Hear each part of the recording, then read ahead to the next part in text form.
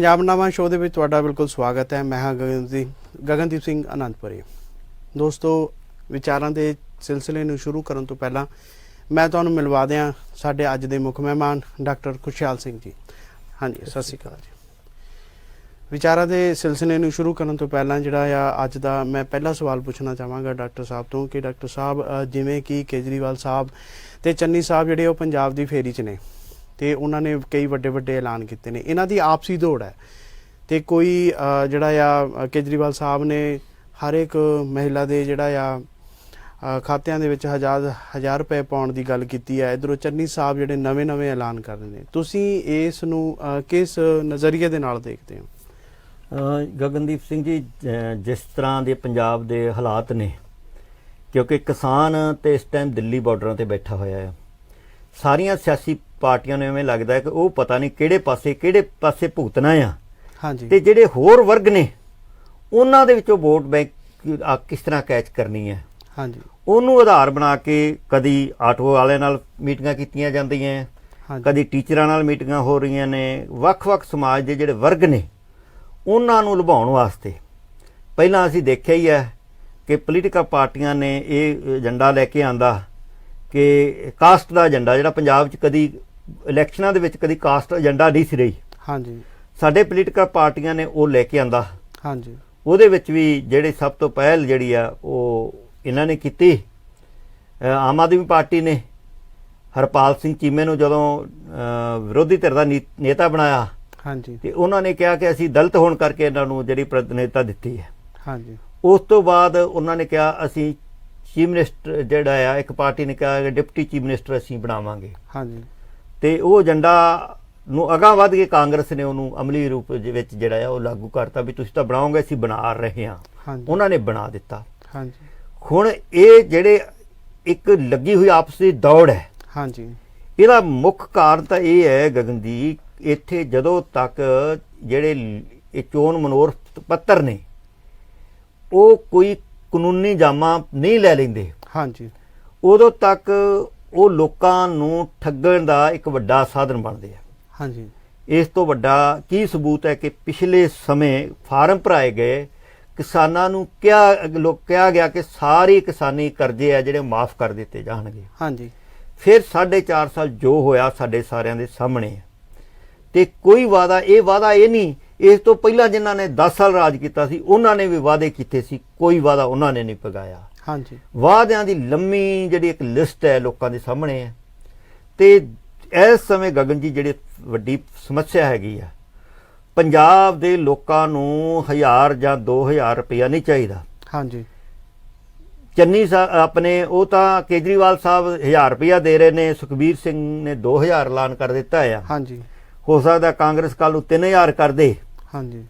ਲੋਕਾਂ ਨੂੰ ਤੁਸੀਂ ਕੁਛ ਕਮਾਉਣ ਦੇ ਸਮਰੱਥ ਬਣਾਉਣਾ ਹੈ, ਹਾਂਜੀ, ਕਿ ਲੋਕਾਂ ਨੂੰ ਭਿਖਾਰੀ ਬਣਾਉਣਾ ਹੈ। ਹਾਂਜੀ। ਇਹ ਲੋਕਾਂ ਨੂੰ ਜਦੋਂ ਆਟਾ ਦਾਲ ਸਕੀਮ ਜਦੋਂ ਦੀ ਚਲਾਈ ਹੈ, ਹਾਂਜੀ, ਉਦੋਂ ਦੇ ਇਸ ਪਾਸੇ ਨੂੰ ਪਾਰਟੀਆਂ ਵੱਧ ਰਹੀਆਂ ਨੇ ਕਿ ਲੋਕਾਂ ਨੂੰ ਤੁਸੀਂ ਭਿਖਾਰੀ ਬਣਾਓ। ਹਾਂਜੀ। ਦੇਣ ਵਾਸਤੇ ਰੁਜ਼ਗਾਰ ਹੈ ਨਹੀਂ। ਜੇ ਕਿਸਮ ਦੇ ਨਵੀਂ ਪੜ੍ਹਾਈ ਚੱਲ ਰਹੀ ਹੈ, ਹਾਂਜੀ, ਨਵੀਂ ਤਰੱਕੀ ਕੀਤੀ ਜਾ ਰਹੀ ਹੈ, ਉਹ ਹੈਗੀ ਆਰਟੀਫਿਸ਼ੀਅਲ ਇੰਟੈਲੀਜੈਂਸੀ ਦੀ। ਹਾਂਜੀ। ਜਿਹਦੇ ਵਿੱਚ ਆਉਣ ਵਾਲੇ ਸਮੇਂ 'ਚ ਰੁਜ਼ਗਾਰ ਹੈ। ਤੇ ਉਹਦਾ ਇੱਕ ਉਹਦਾ ਵੱਡੀ ਇਹ ਨਿਸ਼ਾਨੀ ਹੈ ਕਿ ਉਹਨੇ ਲੋਕਾਂ ਦਾ ਰੁਜ਼ਗਾਰ ਮਾਰਨਾ ਉਸ ਨਵੀਂ ਤਕਨੀਕ ਨੇ। ਹਾਂਜੀ। ਜਿੱਥੇ 1000 ਬੰਦਾ ਕੰਮ ਕਰਦਾ ਸੀ ਉੱਥੇ ਉਹ ਨਵੀਂ ਤਕਨੀਕ ਨਾਲ 10 ਬੰਦੇ ਕੰਮ ਚਲਾਉਣਗੇ। ਹਾਂਜੀ। ਜਿਹੜੇ 900 ਇੱਕ ਬੰਦੇ ਇੱਕ ਉਹਦੇ 'ਚ ਹੋਣੇ ਹੈ, ਹਾਂਜੀ, ਬੇਰੁਜ਼ਗਾਰ ਹੋਣੇ ਹੈ। ਹਾਂਜੀ। ਉਹਨਾਂ ਨੂੰ ਜਿਹੜੇ ਤਾਂ ਦੇਸ਼ ਸਮਰੱਥ ਨੇ, ਹਾਂਜੀ, ਉਹ ਤਾਂ ਘਰੇ ਬੈਠਿਆਂ ਨੂੰ ਕੁਝ ਜਿਹੜਾ ਆ ਕੰਪਨਸੇਟ ਦੇ ਦੇਣਗੇ। ਹਾਂਜੀ। ਉਹ ਦੇ ਵੀ ਰਹੀਆਂ ਬਹੁਤ ਸਾਰੀਆਂ ਸਰਕਾਰਾਂ। ਹਾਂਜੀ।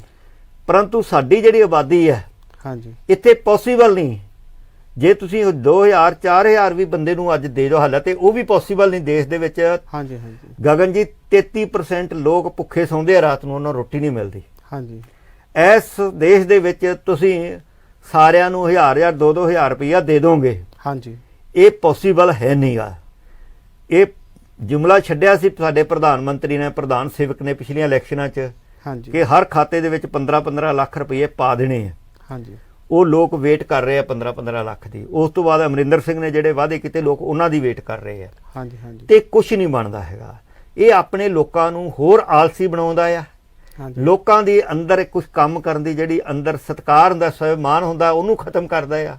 ਹਾਂਜੀ ਇਹ ਪੋਲੀਟੀਕਲ ਪਾਰਟੀਆਂ ਲਗਾਤਾਰ ਕਰ ਰਹੀਆਂ ਨੇ। ਹਾਂਜੀ ਸਰ, ਕੇਜਰੀਵਾਲ ਸਾਹਿਬ ਨੂੰ ਸੁਣਨ ਦੇ ਵਿੱਚ ਜਿਹੜਾ ਇਹ ਵੀ ਆ ਰਿਹਾ ਕਿ ਜਿਹੜਾ ਚੰਨੀ ਸਾਹਿਬ ਰੋਜ਼ ਨਵੇਂ ਤੋਂ ਨਵੇਂ ਐਲਾਨ ਵੀ ਕਰ ਰਹੇ ਨੇ, ਪਰ ਜਿਹੜਾ ਆ ਉਹ ਇਹ ਵੀ ਪਤਾ ਲੱਗ ਰਿਹਾ ਕਿ ਜਿਹੜਾ ਪੰਜਾਬ ਦਾ ਜਿਹੜਾ ਖਜ਼ਾਨਾ ਆ ਉਹ ਵੀ ਖਾਲੀ ਆ। ਤੇ ਫਿਰ ਇਹ ਜਿਹੜੀਆਂ ਮੰਗਾਂ ਨੂੰ ਕਿਵੇਂ ਪੂਰਾ ਕੀਤਾ ਜਾਏਗਾ, ਜਾਂ ਮਤਲਬ ਇਲੈਕਸ਼ਨ ਦੇ ਤੋਂ ਬਾਅਦ ਵੀ ਇਹ ਕਿਵੇਂ ਸਾਕਾਰ ਹੋ ਸਕੇਗਾ, ਕਿਉਂਕਿ ਜਿਹੜਾ ਪੰਜਾਬ ਦੇ ਸਿਰ ਉਹ ਪਹਿਲਾਂ ਜਿਹੜਾ ਕਾਫੀ ਕਰਜ਼ਾ ਆ।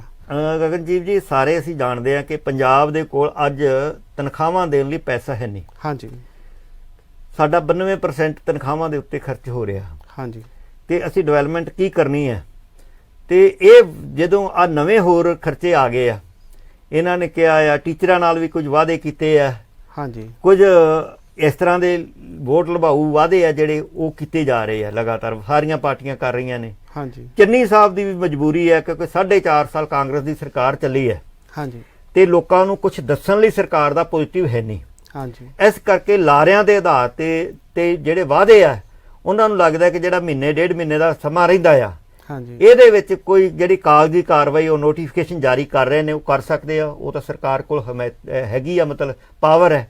ਹਾਂਜੀ, ਉਹ ਨੋਟੀਫਿਕੇਸ਼ਨਾਂ ਤੋਂ ਬਾਅਦ ਹਕੀਕਤਾਂ ਵਿੱਚ ਸਾਰੀਆਂ ਗੱਲਾਂ ਕਿਵੇਂ ਆਉਣਗੀਆਂ, ਇਹਦਾ ਕੋਈ ਰੋਡ ਮੈਪ ਨਾ ਚੰਨੀ ਸਾਹਿਬ ਕੋਲ ਹੈ, ਤੇ ਨਾ ਕੇਜਰੀਵਾਲ ਸਾਹਿਬ ਕੋਲ ਹੈ, ਤੇ ਨਾ ਹੀ ਪ੍ਰਕਾਸ਼ ਸਿੰਘ ਜਾਂ ਸੁਖਬੀਰ ਸਿੰਘ ਬਾਦਲ ਕੋਲ ਹੈਗਾ ਪੰਜਾਬ ਨੂੰ ਅੱਗੇ ਲੈ ਕੇ ਜਾਣ ਦਾ। ਹਾਂਜੀ, ਪੰਜਾਬ ਦਾ ਏਜੰਡਾ ਕੀ ਹੈ? ਪੰਜਾਬ ਹੁਣ ਇਸ ਸਮੱਸਿਆ ਚੋਂ ਕਿਵੇਂ ਨਿਕਲ ਸਕਦਾ ਆ? ਹਾਂਜੀ, ਇਹ ਅਸਲੀ ਸਵਾਲ ਨੇ। ਉਹ ਸਵਾਲ ਨਹੀਂ ਲੈ ਕੇ ਆਇਆ। ਅੱਜ ਦੀ ਡੇਟ 'ਚ ਮਾੜਾ ਮੋਟਾ ਕੋਈ ਪੰਜਾਬ ਨੂੰ ਸਾਹ ਆ ਸਕਦਾ ਆ, ਉਹ ਜਿਹੜਾ ਨਰੇਗਾ ਦਾ ਪੈਸਾ ਆ, ਉਹ ਗ੍ਰਾਮ ਸਭਾਵਾਂ ਰਾਹੀਂ ਜਿਹੜੀ ਗ੍ਰਾਂਟ ਹੈ, ਜਿਹੜੀ ਪੰਜਾਬ ਵਰਤ ਨਹੀਂ ਰਿਹਾ, ਵਾਪਸ ਜਾ ਰਹੀ ਹੈ। ਹਾਂਜੀ, ਉਹਨੂੰ ਵਰਤਿਆ ਜਾ ਸਕਦਾ। ਉਹ ਸੈਂਟਰ ਗਵਰਨਮੈਂਟ ਦੇ ਸਾਰੇ ਫੰਡ ਨੇ, ਜਿੱਥੇ ਪੰਜਾਬ ਸਰਕਾਰ ਨੇ ਕੋਈ ਪੈਸਾ ਨਹੀਂ ਲਾਉਣਾ ਆਪਦੇ ਪੱਲਿਓਂ। ਹਾਂਜੀ, ਉਹ ਲੋਕਾਂ ਨੂੰ ਕੱਢ ਸਕਦਾ ਆ।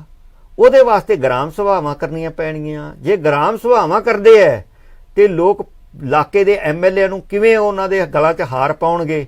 ਪੈਸਾ ਤਾਂ ਜੇ ਤੇਲੰਗਾਨਾ ਵਾਂਗੂ ਜਾਂ ਦੂਸਰੀਆਂ ਸਟੇਟਾਂ ਵਾਂਗੂ 40% 33% ਪੈਸਾ ਤੁਸੀਂ ਜਿਹੜਾ ਸਾਡਾ ਪੰਚਾਇਤੀ ਰਾਜ ਐਕਟ ਹੈ ਉਹਦੇ ਥੱਲੇ ਪੰਚਾਇਤਾਂ ਨੂੰ ਦੇਤਾ, ਫਿਰ ਤਾਂ ਪੰਚਾਇਤਾਂ ਫੈਸਲਾ ਕਰਨਗੀਆਂ ਅਸੀਂ ਕਿੱਥੇ ਲਾਉਣਾ ਹੈ। ਲੋਕ ਫੈਸਲਾ ਕਰਨਗੇ ਅਸੀਂ ਪੈਸਾ ਕਿਵੇਂ ਲਾਉਣਾ ਆ। ਹਾਂਜੀ, ਤੇ ਉਹ ਪੋਲੀਟੀਕਲ ਪਾਰਟੀਆਂ ਤੋਂ ਸਰੋਪੇ ਨਹੀਂ ਪਾਉਣਗੇ ਸਰਪੰਚ ਜਾ ਕੇ ਜਾਂ ਜਿਹੜੇ ਮੈਂਬਰ ਨੇ। ਤਾਂ ਇਹ ਜਿਹੜਾ ਫਨੋਮਨ ਆਇਆ, ਇਹਨੂੰ ਕੋਈ ਪਾਰਟੀ ਸਾਹਮਣਾ ਨਹੀਂ ਕਰ ਸਕਦੀ। ਤਿੰਨਾਂ ਪਾਰਟੀਆਂ ਜਿਹੜੀਆਂ ਸਾਡੇ ਮੇਨ ਪਾਰਟੀਆਂ ਨੇ, ਉਹਨਾਂ 'ਚੋਂ ਕੋਈ ਪਾਰਟੀ ਇਹਦੇ ਵਾਸਤੇ ਸਿਰਦ ਨਹੀਂ ਹੈਗੀ ਕਿ ਜਿਹੜਾ ਅਸੀਂ ਪੰਚਾਇਤੀ ਰਾਜ ਐਕਟ ਪਾਸ ਜਿਹੜਾ ਕੀਤਾ ਸੀਗਾ, ਉਹ ਸੰਵਿਧਾਨ ਦੀ ਜਿਹੜੀ ਧਾਰਾ ਆ ਉਹ ਅਮਲੀ ਰੂਪ 'ਚ ਲਾਗੂ ਹੋਵੇ। ਹਾਂਜੀ, ਜਿੰਨੇ ਵੀ ਭਾਵੇਂ ਅਕਾਲੀ ਸਰਕਾਰ ਹੈ, ਭਾਵੇਂ ਕਾਂਗਰਸੀ ਸਰਕਾਰ ਹੈ, ਇਹ ਜਦੋਂ ਵੀ ਇਹਨਾਂ ਦੇ ਪੰਚਾਇਤੀ ਮਹਿਕਮੇ ਜਿਹੜੇ ਮਿਨਿਸਟਰ ਨੇ ਉਹ ਕੰਮ ਕਰਦੇ ਆ, ਬੋਗਸ ਜਿਹੜੀਆਂ ਪੰਜਾਬ ਦੇ ਵਿੱਚ ਲਗਾਤਾਰ ਗਗਨਜੀ ਇਹ ਜਿਹੜੀਆਂ ਗ੍ਰਾਮ ਸਭਾਵਾਂ ਹੁੰਦੀਆਂ ਨੇ, ਹਾਂਜੀ, ਸਰਪੰਚ ਦੇ ਘਰ ਸੱਦ ਕੇ ਲੋਕਾਂ ਤੋਂ ਸਾਈਨ ਕਰਾ ਲਏ ਜਾਂਦੇ ਆ ਪੁਰਾਣੀ ਡੇਟ ਦੇ ਵਿੱਚ, ਤੇ ਉਹ ਗ੍ਰਾਮ ਸਭਾ ਪਾ, ਕਿਉਂਕਿ ਗ੍ਰਾਮ ਸਭਾ ਜੇ ਨਾ ਹੋਵੇ 6 ਮਹੀਨਿਆਂ 'ਚ ਇੱਕ ਵਾਰੀ, ਤਾਂ ਪੰਚਾਇਤ ਡਿਸਮਿਸ ਹੋ ਜਾਂਦੀ ਆ, ਕਿਤੇ ਜਾਣ ਦੀ ਲੋੜ ਨਹੀਂ ਹੈਗੀ। ਸੋ ਉਹਨੂੰ ਕਾਗਜ਼ੀ ਕਾਰਵਾਈ ਪੂਰੀਆਂ ਕਰ ਲਈਆਂ ਜਾਂਦੀਆਂ। ਜਿਹੜੇ ਲੋਕਾਂ ਦੇ ਜਿੱਥੇ ਡੈਮੋਕ੍ਰੇਸੀ ਅੰਦਰ ਤੱਕ ਜਾਣੀ ਚਾਹੀਦੀ ਹੈ, ਉਹਨਾਂ ਨੂੰ ਰੋਕਣ ਵਿੱਚ ਤਿੰਨੇ ਪਾਰਟੀਆਂ ਲੱਗੀਆਂ ਹੋਈਆਂ ਨੇ। ਤੇ ਇਹ ਜਿਹੜੇ ਸਾਰੇ ਇਹਨਾਂ ਦੇ ਵਾਅਦੇ ਸੱਚ ਵੀ ਮੰਨ ਲਏ ਜਾਣ, ਪੈਸਾ ਕਿੱਥੋਂ ਲਿਆਉਣਾ ਹਲੇ ਤੱਕ ਕੋਈ ਨਹੀਂ ਦੱਸ ਸਕਿਆ। ਆ ਤੁਸੀਂ ਦੇਖੋ ਕਿੰਨੇ ਦਿਨ ਹੋਏ ਆ ਗਵਰਨਮੈਂਟ ਨੇ ਐਲਾਨ ਕੀਤਾ ਹੋਇਆ ਕਿ ਰੇਤਾ ਸਸਤੀ ਹੋ ਗਈ ਹੈ। ਮੈਨੂੰ ਕੋਈ ਗਰਾਊਂਡ ਤੇ ਜਾ ਕੇ ਦੱਸੇਗਾ ਕਿੰਨੀ ਸਸਤੀ ਹੋ ਗਈ ਹੈ? ਕਿੰਨੂੰ ਸਸਤੀ ਰੇਤਾ ਜਿਹੜੀ ਮਿਲ ਰਹੀ ਹੈ? ਜਿਸ ਤਰੀਕੇ ਨਾਲ ਕਾਂਗਰਸ ਨੇ ਕੱਲ ਪਰਸੋਂ ਐਲਾਨ ਕਰ ਦਿੱਤਾ ਕਿ 100 ਰੁਪਇਆ ਕੇਬਲ ਦਾ ਸੀ ਜਿਹੜਾ ਕਰ ਦਿੱਤਾ ਹੈ ਕੇਬਲ ਮਾਫੀਆ ਨੂੰ ਖਤਮ ਕਰਨ ਵਾਸਤੇ। 100 ਰੁਪਇਆ ਤਾਂ ਗਗਨ ਜੀ ਜਿਹੜੇ ਫ੍ਰੀ ਚੈਨਲ ਆ ਨਾ, ਉਹਨਾਂ ਦੀ ਫੀਸ ਹੈ। ਤੇ ਜੇ ਉਹਨਾਂ ਦੇ ਟੈਕਸ ਪਾ ਦਈਏ ਗਵਰਨਮੈਂਟ ਦਾ, ਪੰਜਾਬ ਗਵਰਨਮੈਂਟ ਦਾ ਤੇ ਕੇਂਦਰ ਸਰਕਾਰ ਦਾ, ਤੇ ਉਹ 158 ਰੁਪਏ ਤੋਂ ਘੱਟੋ ਘੱਟ ਬਣਦੇ ਆ ਜੇ ਕੁਝ ਵੀ ਨਾ ਲਿਆ ਜਾਵੇ ਕਿਸੇ ਆਪਰੇਟਰ ਵੱਲੋਂ। ਤੇ ਇਹ ਕਿਵੇਂ ਪੋਸੀਬਲ ਹੈ? ਜਿਹੜੀਆਂ ਚੀਜ਼ਾਂ ਪੋਸੀਬਲ ਨਹੀਂ ਹੈਗੀਆਂ, ਲੋਕਾਂ ਦੇ ਵਿੱਚ ਸਿਰਫ ਵੋਟਾਂ ਦੀ ਰਾਜਨੀਤੀ ਕਰਕੇ, ਕਿਉਂਕਿ ਜਿਹੜੇ ਵੀ ਇਹਨਾਂ ਦੇ ਸਲਾਹਕਾਰ ਹੈ, ਇਹਨਾਂ ਨੂੰ ਜਿਸ ਤਰ੍ਹਾਂ ਦੀ ਸਲਾਹ ਦਿੰਦੇ ਆ, ਉਹ ਸਲਾਹ ਜਿਹੜੀ ਹੈ ਉਹ ਸਗੋਂ ਹੋਰ ਕਈ ਕਿਸਮ ਦੀਆਂ ਪ੍ਰੋਬਲਮ ਕ੍ਰੀਏਟ ਕਰ ਰਹੀ ਹੈ। ਕੇਜਰੀਵਾਲ ਸਾਹਿਬ ਨੇ ਦਿੱਲੀ ਦੀ ਨਬਜ ਪਛਾਣੀ ਹੋਈ ਹੈ, ਪਰ ਪੰਜਾਬ ਦੀ ਜਿਹੜੀ ਨਬਜ ਹੈ ਉਹ ਜਿਹੜੇ ਪਛਾਣਨ ਵਿੱਚ ਫੇਲ ਹੋਏ ਆ। ਕਿਉਂਕਿ ਜੇਕਰ ਕੋਈ ਸਿਆਣਾ ਸਿਆਸਤਦਾਨ ਹੁੰਦਾ ਹਾਂਜੀ ਉਹ ਅੱਜ ਹੀ ਨਵਜੋਤ ਦੀ ਸਪੋਰਟ ਕਰ ਰਹੇ ਆ ਕਿ ਬੜੇ ਸੋਹਣੇ ਬਿਆਨ ਦਿੰਦਾ ਆ, ਬੜਾ ਸੱਚ ਬੋਲਦਾ ਆ। ਜਿੱਦਣ ਉਹ ਸੱਚ ਬੋਲ ਕੇ ਆਏ ਕਰਤਾਰਪੁਰ, ਉਦਣ ਇਹਨਾਂ ਦੇ ਜਿਹੜੇ ਚੱਡਾ ਜੀ ਆ ਉਹਨਾਂ ਨੂੰ ਦੇਸ਼ ਧਰੋਹੀ ਕਹਿ ਰਹੇ ਆ। ਇਹ ਮਤਲਬ ਆਪਣੀ ਪਾਰਟੀ ਦਾ ਹੀ ਪਹਿਲਾਂ ਦੇਖ ਲੈਣਾ ਕਿ ਨਵਜੋਤ ਸਿੰਘ ਸਿੱਧੂ ਬਾਰੇ ਕੀ ਬਿਆਨ ਦੇ ਰਿਹਾ, ਕੋਈ ਲੀਡਰ ਕੋਈ ਕਿਸ ਤਰ੍ਹਾਂ ਦਾ ਬਿਆਨ ਦੇ ਰਿਹਾ, ਕੋਈ ਕਿਸ ਤਰ੍ਹਾਂ ਦਾ ਬਿਆਨ ਦੇ ਰਿਹਾ ਹੈ। ਤੇ ਜਿਹੜੇ ਲੋਕ ਨੇ ਪੰਜਾਬ ਦੇ, ਉਹ ਬਾਬੇ ਨਾਨਕ ਨੂੰ, ਉਹਦੇ ਘਰ ਨੂੰ ਨਮਸਤਕ ਹੁੰਦੇ ਆ। ਉਹ ਪਾਕਿਸਤਾਨ ਪਰਸਤੇ ਵੀ ਜਦੋਂ ਬਿਆਨ ਦਿੰਦੇ ਆ ਨਾ, ਉਹ ਇਹ ਬਿਆਨ ਪੰਜਾਬੀ ਕੋਈ ਸਿੱਖ ਬਿਆਨ ਨਹੀਂ ਦੇ ਸਕਦਾ ਕਿ ਜਿਹੜਾ ਪਾਕਿਸਤਾਨ ਦਾ ਸੱਤਿਆਨਾਸ਼ ਹੋ ਜਾਏ, ਬਰਬਾਦ ਹੋ ਜਾਏ, ਕਿਉਂਕਿ ਉਹਨਾਂ ਨੂੰ ਪਤਾ ਆ ਸਾਡੀਆਂ ਉੱਥੇ ਯਾਦਾਂ ਜੁੜੀਆਂ। ਖਾਲਸਾ ਰਾਜ ਮਹਾਰਾਜਾ ਰਣਜੀਤ ਸਿੰਘ ਦੀ ਉਹ ਰਾਜਧਾਨੀ ਰਿਹਾ ਆ, ਗੁਰੂ ਨਾਨਕ ਸਾਹਿਬ ਦੀ ਜਨਮ ਭੂਮੀ ਹੈ, ਪੰਜਵੇਂ ਪਾਤਸ਼ਾਹ ਦਾ ਉੱਥੇ ਸਥਾਨ ਹੈ, ਬਹੁਤ ਸਾਰੇ ਸਿੱਖਾਂ ਦੇ ਹਿਸਟੋਰੀਕਲ ਸਥਾਨ ਨੇ ਉਹਨਾਂ ਨਾਲ, ਸਾਡੀਆਂ ਸੱਭਿਆਚਾਰਕ ਸਾਂਝਾਂ ਨੇ ਉਹਨਾਂ ਲੋਕਾਂ ਦੇ ਨਾਲ, ਸਾਡਾ ਬਹੁਤ ਕੁਝ ਸਾਂਝਾ ਆ। ਇਹ ਪੋਲੀਟੀਕਲ ਸਾਡੇ ਮਤਭੇਦ ਹੈਗੇ ਆ ਪੋਲੀਟੀਕਲ ਪਾਰਟੀਆਂ ਦੇ, ਪਰੰਤੂ ਲੋਕਾਂ ਦੇ ਆਪਸ 'ਚ ਕੋਈ ਮਤਭੇਦ ਨਹੀਂ, ਸਾਡਾ ਬਹੁਤ ਕੁਝ ਆਪਸ 'ਚ ਸਾਂਝਾ ਹੈ ਸੱਭਿਅਤਾ ਦਾ ਦੇ ਨਾਤੇ। ਇਸ ਕਰਕੇ ਜਦੋਂ ਦਿੱਲੀ ਤੋਂ ਆ ਕੇ ਕੋਈ ਬੰਦਾ ਬਿਆਨ ਦਿੰਦਾ ਆ, ਉਹਨੂੰ ਪੰਜਾਬ ਦੀ ਸੈਕੀ ਨਹੀਂ ਪਤਾ। ਪੰਜਾਬ ਦੀ ਸੈਕੀ ਹੋਰ ਤਰ੍ਹਾਂ ਦੀ ਸੈਕੀ ਹੈ। ਇੱਥੇ ਗੁਰੂਆਂ ਦੀ ਜਿਹੜੀ ਵਿਰਾਸਤ ਹੈ, ਉਹਦਾ ਇੱਕ ਆਪਣਾ ਕਿਰਦਾਰ ਹੈ, ਉਹ ਕਿਰਦਾਰ ਤੋਂ ਥੱਲੇ ਨਹੀਂ ਡਿੱਗ ਸਕਦਾ। ਸਾਡੇ ਵਾਸਤੇ ਪਾਕਿਸਤਾਨ ਉਸ ਤਰ੍ਹਾਂ ਦਾ ਦੁਸ਼ਮਣ ਨਹੀਂ ਹੈਗਾ ਜਿਸ ਤਰ੍ਹਾਂ ਦਾ ਦੁਸ਼ਮਣ ਬਿਹਾਰ ਤੋਂ ਬਾਹਰ ਰਹਿੰਦੇ ਲੋਕਾਂ ਦਾ ਆ। ਉਹ ਸਮਝ ਸਕਦੇ ਆ ਕਿ ਤੋਪਾਂ ਨਾਲ ਪੰਜਾਬ ਨੂੰ, ਜਿਹੜਾ ਪਾਕਿਸਤਾਨ ਨੂੰ ਉਡਾ ਦਿਓ, ਕੋਈ ਇਸ ਤਰ੍ਹਾਂ ਦੇ ਬਿਆਨ ਦੇ ਸਕਦੇ ਆ। ਸਾਡੇ ਲੋਕ ਬਿਆਨ ਨਹੀਂ ਦੇ ਸਕਦੇ। ਸਾਡਾ ਉਹਨਾਂ ਨਾਲ ਬਹੁਤ ਕੁਝ ਜੁੜਿਆ ਹੋਇਆ, ਸਾਡੀ ਭਾਵਨਾਤਮਕ ਸਾਂਝ ਉਹਨਾਂ ਦੇ ਨਾਲ ਹੈ। ਸੋ ਇਸ ਤਰ੍ਹਾਂ ਜਿਸ ਤਰ੍ਹਾਂ ਦੇ ਬਿਆਨ ਕੇਜਰੀਵਾਲ ਸਾਹਿਬ ਦੇ ਰਹੇ ਆ, ਤੇ ਆਪ ਇਹ ਵੀ ਬੜਾ ਮਤਭੇਦ ਹੈਗਾ ਆ। ਸੋ ਜਿਸ ਤਰ੍ਹਾਂ ਦੀ ਅਸੀਂ ਗੱਲ ਕਰ ਰਹੇ ਆ, ਚੋਣਾਂ ਨੂੰ ਸਾਹਮਣੇ ਰੱਖ ਕੇ ਇਹ ਆਪਣਾ ਜਿਹੜਾ ਕਈ ਵਾਰੀ ਜਿਹੜਾ ਮਾਨਸਿਕ ਸੰਤੁਲਨ ਹੈ, ਉਹ ਵੀ ਜਿਹੜੇ ਆ ਉਹ ਠੀਕ ਨਹੀਂ ਰੱਖ ਪਾਉਂਦੇ। ਇਹੀ ਸਹੀ ਦੇਖ ਰਹੇ ਆ ਕਿ ਕੱਲ ਵੀ ਉਹ ਪੰਜਾਬ ਦੇ ਵਿੱਚ ਆਏ ਆ, ਉਹਨਾਂ ਦਾ ਸਭ ਤੋਂ ਵੱਡਾ ਜਿਹੜਾ ਲੀਡਰ ਹੈ, ਜੇ ਇੱਕ ਬੰਦੇ ਆਪਣੇ ਆਪ ਨੂੰ ਇਹ ਦਾਅਵਾ ਕਰਦਾ ਕਿ ਪੰਜਾਬ ਦਾ ਚੀਫ ਮਿਨਿਸਟਰ ਹੈ ਆਮ ਆਦਮੀ ਪਾਰਟੀ ਦਾ, ਪਰੰਤੂ ਉਹਦਾ ਵੀ ਕੱਲ ਦਾ ਜਿਸ ਤਰ੍ਹਾਂ ਰਵੱਈਆ ਆ, ਜਿਹੜਾ ਕੱਲ ਉਹਦੇ ਨਾਲ ਹੋਇਆ ਆ, ਉਹਨੂੰ ਉਮੀਦ ਸੀ ਕੱਲ ਐਲਾਨ ਕਰਕੇ ਜਾਣਗੇ ਕਿ ਚੀਫ ਮਿਨਿਸਟਰ। ਤੇ ਜਿਸ ਤਰ੍ਹਾਂ ਪੋਲੀਟੀਕਲ ਬੰਦੇ ਗੋਲਮੋਲ ਗੱਲਾਂ ਕਰਦੇ ਹੁੰਦੇ ਆ, ਤੇ ਕੇਜਰੀਵਾਲ ਸਾਹਿਬ ਕੱਲ ਗੋਲਮੋਲ ਕਰਕੇ ਗਏ ਆ, ਕਿਸੇ ਕਿਨਾਰੇ ਨਹੀਂ ਲਾ ਕੇ ਗਏ। ਤੇ ਇਸ ਤਰੀਕੇ ਨਾਲ ਦੂਜੀਆਂ ਪਾਰਟੀਆਂ ਦੇ ਵੀ ਇਹੀ ਹਾਲ ਹੈ ਕਿ ਜਿਸ ਤਰੀਕੇ ਨਾਲ ਵਾਅਦੇ ਕੀਤੇ ਜਾ ਰਹੇ ਆ, ਕੋਈ ਪਾਰਟੀ ਪੰਜਾਬ ਵਿੱਚ ਰੋਡ ਮੈਪ ਨਹੀਂ ਲੈ ਕੇ ਆ ਰਹੀ ਕਿ ਆਹ ਪੰਜਾਬ ਦੀ ਜਿਹੜੀ ਤਰੱਕੀ ਨੂੰ ਲੈ ਕੇ ਜਾਏਗਾ। ਇਸ ਤਰ੍ਹਾਂ ਪੰਜਾਬ ਦੇ ਜਿਹੜਾ ਬ੍ਰੇਨ ਡਰੇਨ ਹੋ ਰਿਹਾ ਆ, ਸਾਡੇ ਜਿਹੜਾ 1.5 ਲੱਖ ਬੱਚਾ ਹਰ ਸਾਲ ਸਾਡਾ ਬਾਹਰ ਚਲੇ ਜਾਂਦਾ, ਉਹਨੂੰ ਰੋਕਣ ਦਾ ਕੀ ਪ੍ਰਬੰਧ ਹੈ? ਪੰਜਾਬ ਦੇ ਵਿੱਚ ਬੇਰੁਜ਼ਗਾਰੀ ਹੈ ਜਿਹੜੀ, ਉਹਨੂੰ ਕਿਵੇਂ ਰੋਕਣਾ ਆ?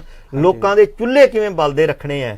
ਜਿਹੜੇ 18 ਸਾਲਾਂ ਤੋਂ ਤੁਸੀਂ ਇੰਪਲਾਈਜ਼ ਪੱਕੇ ਨਹੀਂ ਕੀਤੇ, ਉਹਨਾਂ ਦਾ ਕਦੋਂ ਪੱਕੇ ਕਰਨਾ? ਉਹਨਾਂ ਦੀ ਉਮਰ ਜਿਹੜੀ ਓਵਰਏਜ ਹੋ ਜਾਣਗੇ, ਉਸ ਤੋਂ ਬਾਅਦ ਉਹਨਾਂ ਦਾ ਕੀ ਬਣੇਗਾ? ਇਹ ਸਵਾਲ ਇਹ ਵੀ ਹੈ ਕਿ ਜਿਵੇਂ ਲਗਾਤਾਰ ਸਿਆਸੀ ਪਾਰਟੀਆਂ ਵੱਲੋਂ ਆਮ ਲੋਕਤੰਤਰ ਦਾ ਜਿਹੜਾ ਸ਼ੋਸ਼ਣ ਹੋ ਰਿਹਾ, ਠੀਕ ਹੈ ਨਾ, ਉਸ ਤੇ ਜਿਹੜੇ ਆ ਆਮ ਜਨਤਾ ਜਿਹੜੀ ਆ ਲੋਕਤੰਤਰ ਹੈ, ਉਹਨਾਂ ਨੂੰ ਕੀ ਕਰਨਾ ਚਾਹੀਦਾ, ਕਿਵੇਂ ਚੁਕੰਨ ਹੋਣਾ ਚਾਹੀਦਾ? ਕੁਛ ਇਸ ਤਰ੍ਹਾਂ ਦਾ ਜਿਹੜਾ ਆ ਪੱਖ ਉਹ ਵੀ ਉਹਨਾਂ ਨੂੰ ਦੇਖਣਾ ਚਾਹੀਦਾ ਕਿ ਜਿਹੜਾ ਆ ਸਿਆਸੀ ਪਾਰਟੀਆਂ ਹਮੇਸ਼ਾ ਸਾਨੂੰ ਲਾਰੇ ਲਾ ਕੇ ਜਿਹੜੀਆਂ ਉਹ 5 ਸਾਲ ਵਾਸਤੇ ਲੁੱਟਣ ਲਈ ਆਪਣੀ ਕੁਰਸੀ ਤੇ ਕਾਇਮ ਹੋ ਜਾਂਦੀਆਂ ਨੇ। ਬਿਲਕੁਲ ਜੀ, ਜਿਹੜਾ ਲੋਕ ਹਿਤੈਸ਼ੀ ਏਜੰਡਾ ਆ, ਕੁਝ ਸਮਾਜ ਸੇਵੀ ਸੰਸਥਾਵਾਂ ਨੇ ਬੜੇ ਵੰਡੇ ਹੋਏ ਆ ਪੰਜਾਬ ਦੇ ਵਿੱਚ, ਤੇ ਉਹ ਜਿਹੜੇ ਏਜੰਡੇ ਆ, ਲੋਕ ਜਦੋਂ ਪੋਲੀਟੀਕਲ ਪਾਰਟੀਆਂ ਆਉਂਦੀਆਂ ਤੁਹਾਡੇ ਪਿੰਡਾਂ 'ਚ, ਵੈਸੇ ਤਾਂ ਕਿਸਾਨ ਸੰਘਰਸ਼ ਨੇ ਬਹੁਤ ਲੋਕਾਂ ਨੂੰ ਵਿੱਚ ਇੱਕ ਜਾਗ ਲਾ ਦਿੱਤੀ ਹੈ।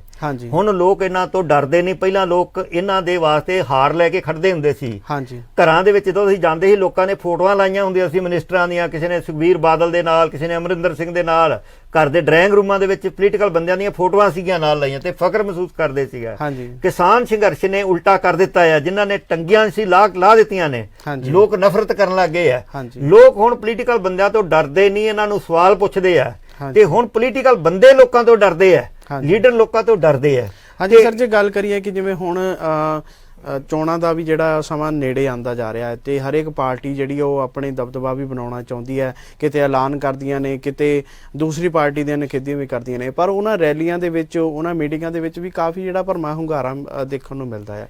ਤੇ ਤੁਸੀਂ ਇਸ ਬਾਰੇ ਕੀ ਕਹਿਣਾ ਚਾਹੋਗੇ? ਗਗਨ ਜੀ, ਜਿਹੜਾ ਪਾਰਟੀਆਂ ਦੇ ਹੁਣ ਜਿਹੜਾ ਕੇਡਰ ਹੈ ਨਾ, ਕਿਉਂਕਿ ਕਿਸਾਨਾਂ ਵੱਲੋਂ ਵੀ ਜਿਹੜੀ ਕੇਡਰ ਹੈ ਜਿਹੜਾ, ਉਹ ਕਿਉਂ ਕਿਸੇ ਪਾਰਟੀ ਵੱਲੋਂ ਜਿਹੜਾ ਜਦੋਂ ਕੀਤਾ ਜਾਂਦਾ ਆ, ਇਕੱਠ ਕੋਈ ਕੀਤਾ ਜਾਂਦਾ, ਉਹਨਾਂ ਦੇ ਵਿੱਚ ਬੰਦੇ ਆਉਂਦੇ ਆ, ਇੱਕ ਦੋ ਰਾਵਾਂ ਨਹੀਂ, ਕਿਉਂਕਿ 20% ਵੋਟ ਹੈ ਜਿਹੜੀ ਕਾਂਗਰਸ ਦੀ ਪੱਕੀ ਹੈ। 20% ਵੋਟ ਅਕਾਲੀ ਦਲ ਦੀ ਪੱਕੀ ਹੈ। ਹਾਂਜੀ ਇਹਨਾਂ ਦੋਨਾਂ ਤੇ 20% ਨਾਲ ਪੰਜਾਬ 'ਚ ਨਹੀਂ ਜਿੱਤਿਆ ਜਾ ਸਕਦਾ।